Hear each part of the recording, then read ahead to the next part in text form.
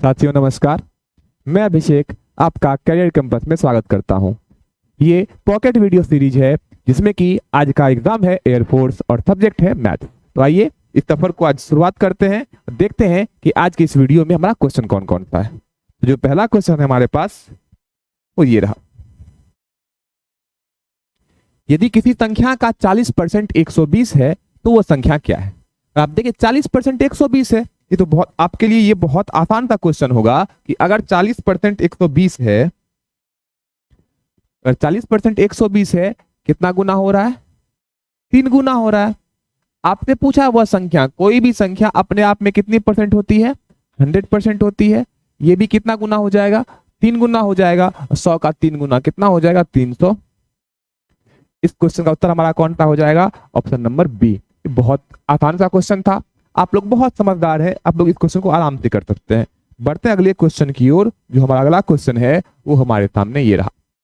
एक व्यक्ति 180 किलोमीटर की दूरी 4 घंटे में तय करता है, उसकी औसत गति क्या है?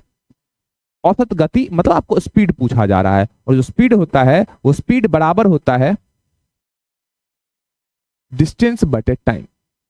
कि नाइजीरिया के बच्चों को भी पता होना चाहिए कि स्पीड बराबर क्या होता है बाबू? डिस्टेंस बटे टाइम। डिस्टेंस को किससे भाग देंगे? टाइम से। डिस्टेंस कितना है? 180। टाइम कितना है? 4। भाग दे देंगे, कितना हो गया?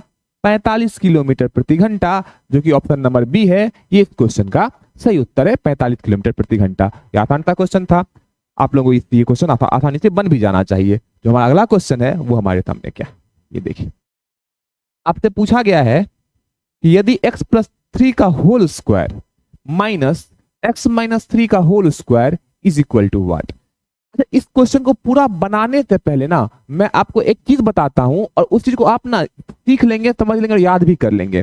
अगर आपसे कोई ये पूछे कि a-b का होल स्क्वायर, a-b का होल स्क्वायर, a+b का होल स्क्वायर माइनस a-b का होल स्क्वायर, ये क्या होता है? आप यहां से इससे बता सकते हैं ये a square plus b square plus 2ab, ये माइनस a स्क्वायर माइनस से गुना होगा माइनस का a स्क्वायर हो जाएगा, फिर ये माइनस से गुना माइनस का b स्क्वायर। अब ये माइनस 2ab होता है तो माइनस 2ab और ये माइनस जुट जाएगा, क्या हो जाएगा? Plus 2ab। ये खत्म हो जाएगा, ये भी खत्म हो जाएगा। ये 2ab और ये 2ab क्या हो जाएगा? 4ab। तो ये होता है 4ab। आप याद रखेंगे कि a+b का होल स्क्वायर माइनस a-b का होल स्क्वायर किया जाए तो क्या बचता है? ये 4ab बचता है। और अगर a+b का होल स्क्वायर प्लस a-b का होल स्क्वायर किया जाए तो ये बचता है 2 into a square plus b square. ये आप कंसेप्ट, दोनों कंसेप्ट ध्यान में रखेंगे, एक ये कंसेप्ट और एक ये कंसेप्ट। अगर आपको ये दोनों कंसेप्ट ध्यान में हो तो यहां पे क्या पूछा गया है आपसे, आप ध्यान अगर दें तो आपसे पूछा गया है x+3 यानी कि a+b का होल स्क्वायर माइनस a-b का होल स्क्वायर, क्या बचता है? 4ab। तो बराबर 4 और a की जगह पे क्या? x, b की जगह पे क्या? 3, 4 दिया 12x। ऑप्शन नंबर सी इस क्वेश्चन का सही उत्तर हो जाएगा। आप पूरा बना के भी देख सकते हैं, लेकिन आप आसानी से ये दोनों चीजें याद रखेंगे तो बहुत सारे क्वेश्चंस आपको आसानी से बन जाएंगे। बढ़ते अगले क्वेश्चन की ओर। जो हमारा अगला क्वेश्चन है वो हमारे सामने ये रहा।